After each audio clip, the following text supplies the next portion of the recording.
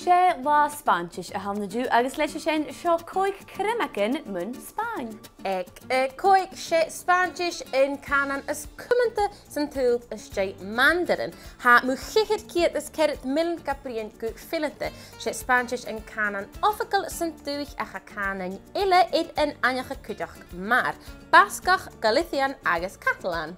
Ik aarad céhid. Ha inéis la Tomentina idir chumal gach bliana fasc balle Valencia.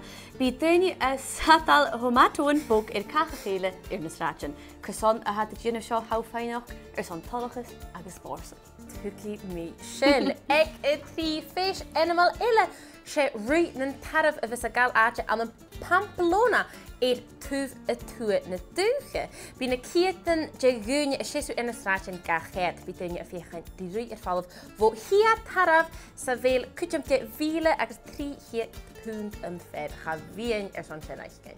Ag ja siad Madrid, Barcelona agus Valencia na Belgian is móa san dúich agus. Ha mu se idir bhí annan Madrid agus Barcelona agus hat sóríte héin ma.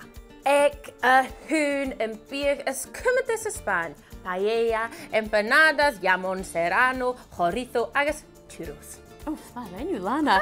Well, sin Còig Criomagan mun Spáin an tamán inéise son in rud i Charlem.